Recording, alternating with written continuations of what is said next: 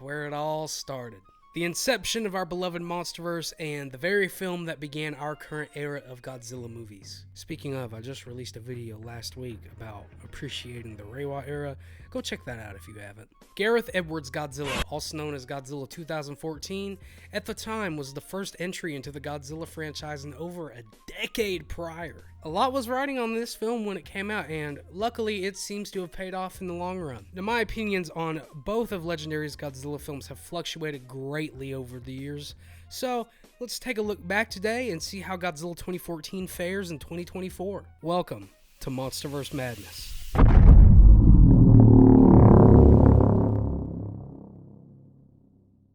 I'm going to try and keep this plot summary as short, simple, and concise as I possibly can. Gareth Edwards' Godzilla opens up with two Monarch scientists, Dr. Ishiro Serizawa and Vivian Graham, arriving at a mining facility which has reported some kind of discovery, disturbance, what have you. Turns out underneath this mining site is a huge Godzilla skeleton with an unknown parasitic egg, which, turns out to be the Muto, but suspense. After this, we are introduced to the Brody family, Ford, Joe, and Sandra, respectively, in that order. Joe's absolutely tweaking out about them being in his backyard now. We then learn it is Joe's birthday, which makes the following events 10 times more tragic. Long story short, Janjira power plant melts down for his birthday present and takes his wife with it. That is a horrible birthday.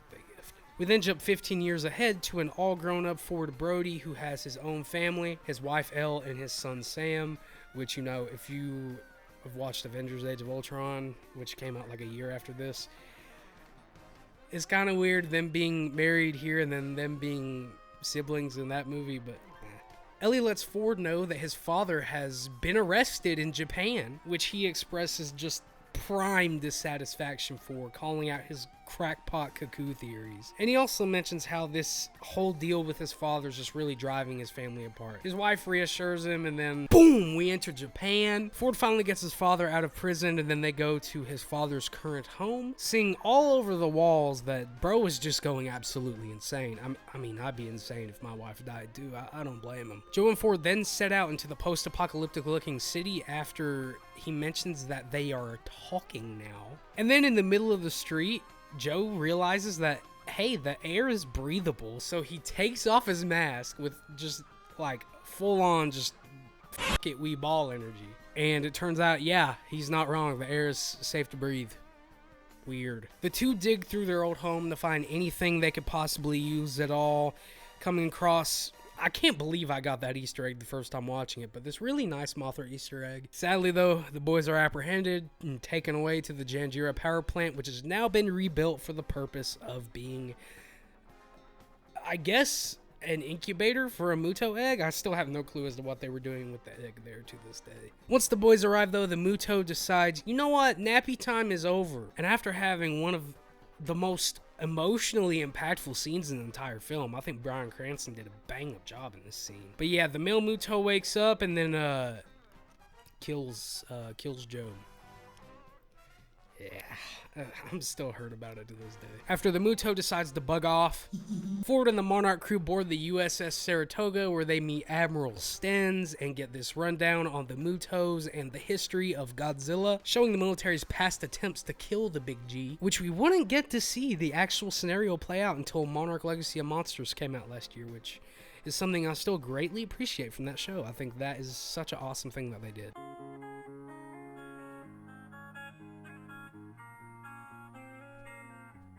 After realizing, oh my dad was right all along, Ford is sent off to Hawaii to get a flight back to his family, which coincidentally enough is where the Muto is headed. So long story short, Ford does not get his flight home to his family and gets caught on this train as the Muto just comes through and just absolutely starts wrecking everything. And then suddenly everything goes quiet. It's in this moment we finally see him in all of his glory. And then it cuts away, showing the entire fight on a television screen.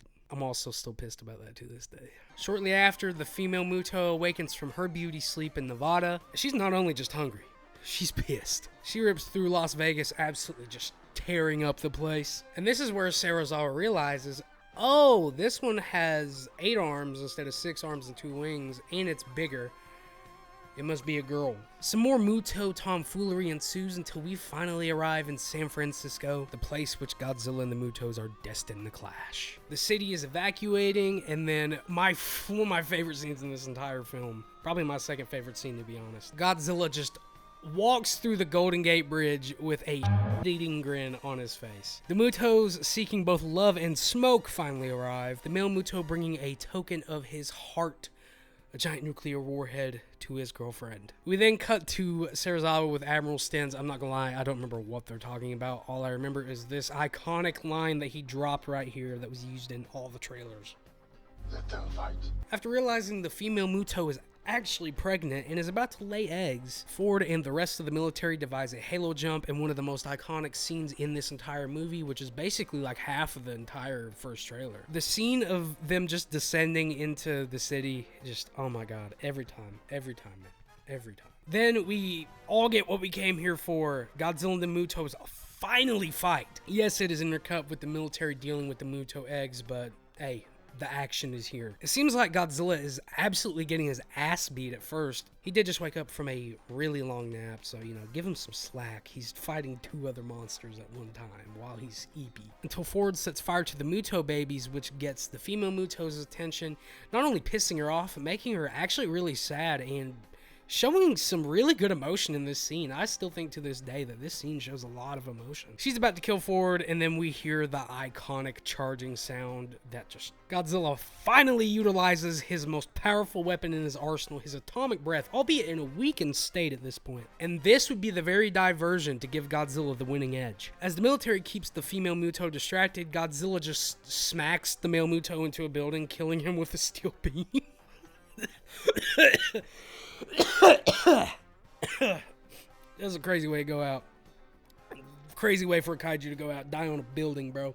Godzilla takes a moment to fall to the floor and be all dramatic and let this building fall on him and have a moment with Ford, during which the Muto is in pursuit of her yummy nuke. Once again, she stands right above Ford, ready to eat him alive, and then my favorite scene in this entire movie happens. The now ever so iconic kiss of death. Godzilla just decapitates Muto's head with his heat ray, which I'm guessing made him very sleepy, so he decides to just fall asleep in the middle of the city. Ford's like, same bro, until the military pulls up and then blinds him with bright lights as they rescue him. Ford is reunited with his family. Godzilla wakes up and decides, see y'all, goes into the ocean, roll credits, movie over.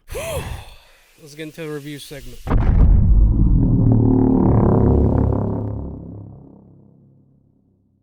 I like to get the negative aspects of whatever film I'm talking about out of the way first. That way, I end the discussion on a more positive note. So yeah, let's start with the negatives. Above all, my least favorite aspects of the film are the way that it treats some of the human characters, the color grading making it really hard to see, and the way that it utilizes its kaiju overall, really. Not just the Godzilla screen time. The Godzilla screen time thing doesn't bother me now as much as it used to, but we're gonna get to the kaiju screen time thing eventually. I think everyone who watched this film can agree with me that they wasted the best actor that they ever had with Bryan Cranston. I think he at least should have made it to the final battle of the film. If you were going to kill him in the first movie because of budget reasons, you should have killed him at the end, not 40 minutes in. And not only that, this was right after the height of his career, Breaking Bad, so this was like his first big role right after that, if I'm not mistaken. And it's a shame. It's such a shame. I would have loved for him to be a recurring character in the MonsterVerse. Ford is fine as the main protagonist, really just kind of a blank slate kind of guy. He is a character that is driven by goals to save his family, but they're so broad strokes, so generic, you can really just slap anyone into that. They work for this film, but I think that in comparison to what Joe's goals were as a secondary character who wound up dying 40 minutes in, he should have been the main character. I'm sorry. Aaron Taylor Johnson gives a decent performance, but I've seen much better from him since, so this is definitely towards the bottom of my list of Aaron Taylor Johnson movies. Other than like Joe, Ford, and Serizawa, though, really the rest of the human cast is just kind of there. I remember Admiral Stenz's name, and that's really all I remember about him. That, and I think he was in King of the Monsters, if I'm not mistaken. It's none of these actors' faults. It's just the way that this film was finalized in the writing room and the way that Gareth directed them. Nothing against Gareth. I mean, I love some of his later works, especially The Creator, but yeah, something about the way he directed this just pales in comparison to his other movies. And then obviously a common complaint, especially from my dad, was that it's so dark you cannot tell what is going on at any point in this movie. I swear that it has been digitally brightened on streaming services and stuff because it's darker on the disc versus when I pull it up on Netflix, because I did watch it on Netflix to see how the brightness compares, because I'd noticed a few times where this movie has been brightened post-production. I get that shrouding the kaiju in darkness or in blue like how King of the Monsters did makes the CGI easier overall to do, but like, that's a cop-out, man. I want to see Godzilla in the daylight more often. Luckily, we're getting that in these later movies, but you know, I wish we had more of it in these earlier movies. It kind of felt like it only came out at night, like a actual monster in real life, I guess. I don't know. Once again, the utilization of the kaiju doesn't bother me as much as it would have back in the day, but it still bothers me that they cut off specifically the Honolulu fight. I'm still, oh my god, I'm so mad we didn't get to see that fight. I was hoping that Monarch would have a moment of that show be intercut with that, but you can't win them all, I guess. Another slight criticism that I have is the soundtrack. It's not bad, it's just kind of forgettable overall. I really only remember the main title theme, the Alexander Desplat Godzilla theme. Excuse me. No disrespect to him. I mean, you know, he's a great composer, and I still think it's a pretty solid soundtrack overall. It's just easily, in my opinion, probably the most forgettable score in the entire MonsterVerse. Actually, I lied, because it's probably Kong Skull Island, but also the licensed music in that movie does make it more memorable overall, so it's a complex kind of thing. Another slight nitpick I have is the male Muto just dying to a steel beam. I get that Godzilla like smacked him with his tail, but like that is such a tragic way to go out. That's almost as bad as Yongguri, man. Other than that, though, that's really all that bugs me with Godzilla 2014 nowadays. So let's talk about what I liked about it.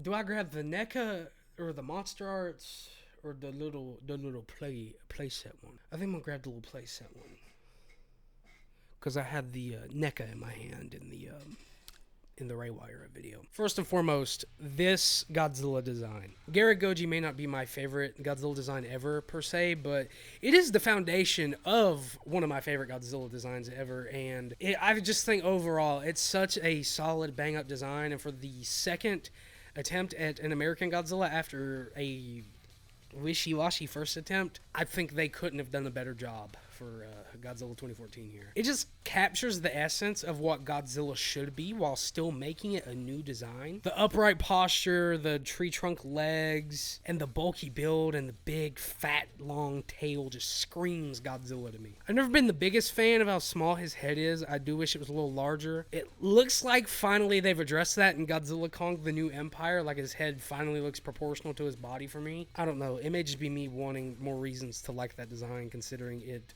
very much appeals to my millennium enjoyer self. But nah, overall though, like, Gareth Goji is still, I think, an iconic Godzilla design. And yes, while I think it do be a little bit overrated, there's a lot of people who say this is like the best Godzilla design ever. Not like, I'm sorry, just no. But I think still overall, it's like a upper tier Godzilla design. I think it's like a A tier Godzilla design for me. Godzilla design tier list will come eventually. It'll probably be after Godzilla X Kong, because apparently there's multiple Godzilla forms in that movie, so we're gonna wait. And speaking of designs, I'm gonna grab her too, that way I can talk about her. Not just the female, but both of the Mutos have really grown on me over the years. Whenever the film came out, I thought they were fine. I was like, oh, they're decent monsters for Godzilla to fight. But now as an adult, they're like one of my favorite original kaiju that Legendary have done, and just one of my favorite Godzilla kaiju to begin with. Now, not anywhere near like my favorites like Biollante or Gigan or Mechagodzilla, but I rock with the Mutos. The Mutos are cool. I definitely prefer the female Muto of the two, and you already know I already pre-ordered the Haya Toys one. The 8-legged spider design is just superb. It's like if Kumanga or like any of the other arachnid kaiju were just cool. That's basically how I would describe the female Muto. I would say the queen and the regular female Muto are my favorite designs of all the Muto family. I don't know what they were going for with Muto Prime. I don't get it. I really don't. That is, it's an ugly design. It's not bad. It's ugly. Obviously, like I said, their design is just super unique. Like the horse legs in the back is crazy, and I rock with it. But the EMP ability is such a unique ability, and the fact that it affects Godzilla's atomic breath is really cool. I would absolutely love to see the Mutos take on like Mechagodzilla or somebody. I would love to see how that fight goes down. Obviously, the fights that we actually get to see go hard. The atomic breath and Kiss of Death scenes, respectively, are just some of the best scenes in the entire MonsterVerse. And especially the Kiss of Death is just one of my favorite moments in the entire franchise as a whole. And for the time he's on screen, Bryan Cranston just murders it as Joe Brody, man, just murders it. After watching Breaking Bad and Better Call Saul as an adult, I will say it hurts way more that he wasn't in the movie longer. That and the fact that the marketing really pushed the fact that he was in the movie, so it's a shame that he wasn't actually the main character. I think that he could have been an amazing recurring character in the MonsterVerse. I might do a video on how that would have been one day, like a what if kind of thing. So let me know if you want to see something like that. Obviously, the visuals and CGI still hold up. They look fantastic throughout the entire film, despite the fact that a lot of it is shrouded in darkness. I mean, it still looks great. This movie, along with I would say like 85% of the MonsterVerse, there are some shots I think that look awful, but I think majority of the MonsterVerse has some peak CGI. It's like either slightly underneath or like right alongside Michael Bay Transformers CGI quality, specifically the Michael Bay ones.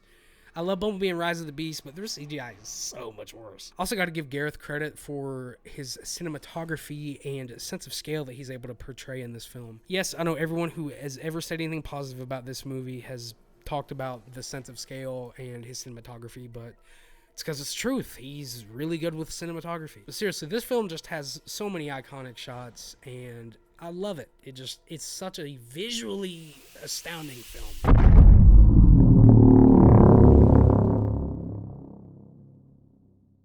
I apologize for the change in backdrop, wardrobe, etc., etc. It wasn't until I was editing the video up at school that I realized my microphone just randomly cut out for the rating and the outro segment. So now I have to redo both of those, and I'm not gonna lie, I don't feel like setting all that up again. But yeah, I apologize if this breaks the flow of the video for you or anything. I didn't mean for it to, but it happens. It is what it is. Now, my opinions on Godzilla 2014 have changed quite a bit since the film came out almost 10 years ago now. I absolutely loved it when it came out. I think I probably gave it a 9 out of 10 when it came out. Hated it for a few years because, you know, the fact that Godzilla's in the movie for like 8 minutes. And then after this, I slowly regained my appreciation until I got to where I am today, where I think it's a pretty solid movie overall. Now, I do think it's one of Gareth's weaker films. I definitely don't think it holds a candle to the creator in any fashion at all. And I probably like Rogue One a little bit more than I do this. But regardless, I think Godzilla 2014 stands very well on its own. I think a lot of people either overhype it or overhate it. It's a perfectly fine, good first installment. So 10 years later, I think I'm going to give Godzilla 2014 a 7.5 out of 10. I know the half is arbitrary, but a 7 doesn't feel right, but an 8 feels too high, so I'm going in the middle. While it's not a perfect package overall, I can't speak too badly on it. I think Monarch made me way more fond of this movie too. And while I still really wish that we got to have Gareth's original vision for his Godzilla trilogy, which I really think would have been peak as hell if he got to finish it, but hey, that's for another video. I am glad that things played out the way they did. I can't imagine a world without the MonsterVerse, man. I can't imagine a world without Titanus Doug. Oh, speaking of Titanus Doug, hold on. I finally got him. It was the last one they had, too. Now, no lie, the Suko figure's eye, it is more poseable than I thought it'd be. But I won't lie to y'all, I really only bought that for Doug, although the Suko figure was better than I expected. And that concludes our first episode of MonsterVerse Madness, leaving us 3 more until the release of Godzilla Kong, The New Empire. And sorry about not getting around to Monarch, by the way. There's no way I'm getting around to Monarch. I've watched the show, but like, you know when you watch a show one time and then you forget like half of the middle chunk of it because some of it's filler? Yeah, That's what happened. Like, I'm gonna have to rewatch the entire show, and it's 10 like 1 hour long episodes almost. So yeah, it probably won't be till like probably April or May that I even get around to touching Monarch, but I will. I promise I will. As always, you know, leave a like and a comment if you enjoyed. Let me know what your thoughts on Godzilla 2014 are, your experiences with it. Did you enjoy it? Did you despise it with your entire soul? Or are you like me and you think it's just pretty good? And like I said, let me know your experiences. Like, let me know like if you were there for the build up of the hype or anything like that, because I want to hear other people's like their experiences firsthand. I know that there was many of us back in the day that I used to talk to online that I still talk to today, that it's nostalgia. Just that whole era is just like, gosh. I hope to see you all back in the next video, which should be out in like a few days. I had these originally planned for weekly, but my schedule's been destroyed, so you know. But I hope to see you back in the next one, where we'll be discussing my personal favorite MonsterVerse movie, Kong Skull Island. If you want to see some more kaiju content, make sure to subscribe and follow my TikTok, spaecii Raids Again, and my Instagram, just spaecii. Make sure to turn on the notification bell, even though half the time it doesn't work. And I would highly recommend following me on Instagram to keep updated when I drop a video, because I'm going to be posting for every time I drop a new video. But yeah, that's pretty much it. Thank y'all for watching, and I will see you all in the next video. Peace.